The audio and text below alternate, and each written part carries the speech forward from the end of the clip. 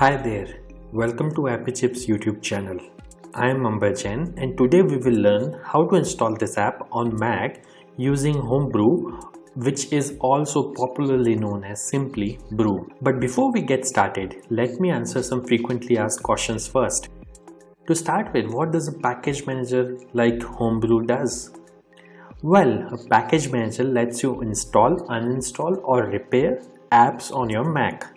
A package manager is very similar to App Store on macOS or Microsoft Store on Windows operating systems, except that a package manager uses commands that you type on Mac terminal to install or uninstall different programs. Some of the popular package managers for Mac include Homebrew, Nix, and Macports. And if you are coming from a Linux background, you will feel at home with Homebrew, especially if you have used package managers like apt, pacman, yum, etc. on Linux based operating systems. Next up, is it safe to install the Mac apps via Homebrew? Short answer, yes. In fact, Homebrew is the most popular and thus most widely used package manager on macOS. Moreover, Homebrew is a non-profit member of Software Freedom Conservancy Foundation, also known as SFC Foundation. Many other open source projects like Git, BusyBox, Samba, Wine are all part of this Software Freedom Conservancy organization. Also, you might be surprised to know that Homebrew is the most forked project on GitHub and it has the largest number of contributors on its GitHub repository. Many devs at organizations like Google, Apple, Dropbox, Stripe, etc. use Homebrew to set up different development environments on their MacBooks and iMacs. Next question. Can you use Homebrew to install programs on Apple Silicon or more popularly known as M1 MacBooks? Again, yes. Starting version 3.0 of Brew, Apple Silicon is now supported on Homebrew. In fact, Homebrew also supports programs that are at the moment only supported via Rosetta 2 on Apple Silicon. Now that I have answered your questions on safety and compatibility of Homebrew, let's get to the installation process. Before we can install anything using Brew, we need to install the package manager itself, that is Homebrew, on your Mac. So let's see now how can we install Brew on Mac. Let me open my Mac here. First, you need to press Command and space on your keyboard. This will open Spotlight Search on your Mac, and then you have to type terminal.app. You will see this terminal app. Simply double click on it to open terminal. Let me maximize this terminal window.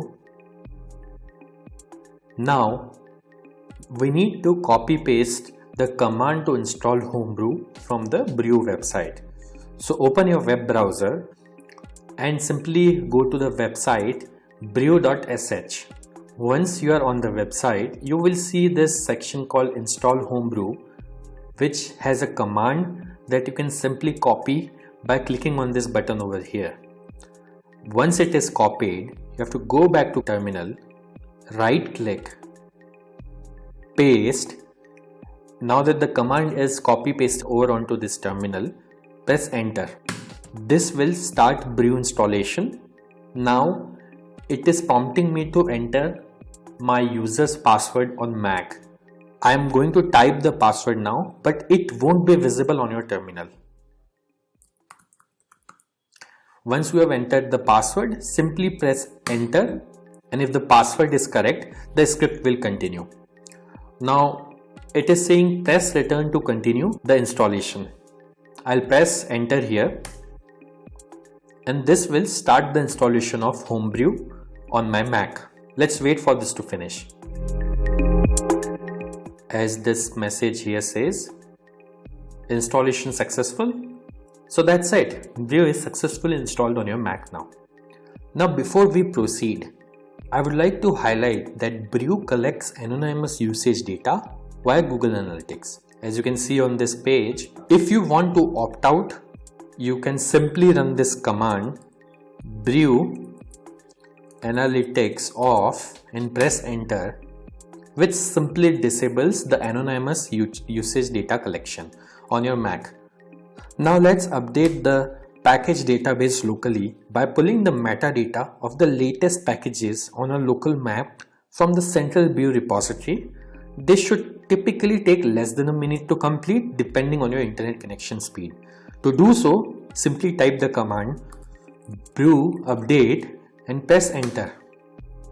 As you can see, my local brew database is already up to date because I just installed brew on my system. Now to install the app, let's run the brew install command. Mind you, if during installation, if you're prompted to enter a password, enter your Mac user's password to continue.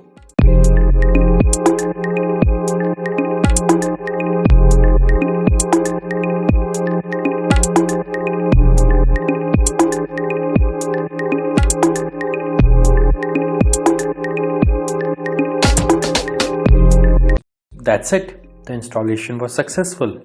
If this video was useful, don't forget to hit the like button.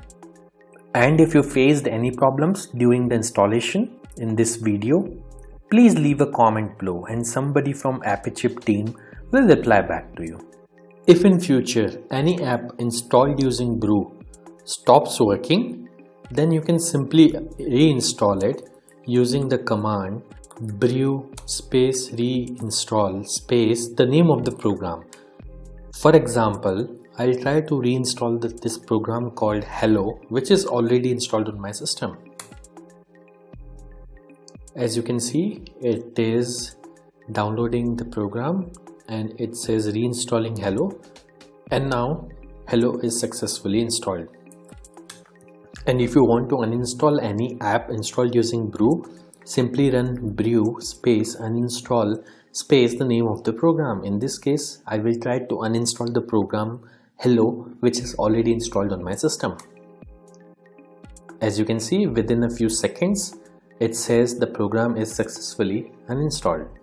Also, over time, brew might end up consuming disk space on your Mac as it keeps installers of the programs that you had installed on your hard disk in a cache directory. So you can use the brew space cleanup command once every 6 to 12 months to free up some space on your Mac. This command removes app installers and older versions of the packages only. It would not uninstall any of the apps that you have installed. As you can see, brew cleanup was successfully run on my system.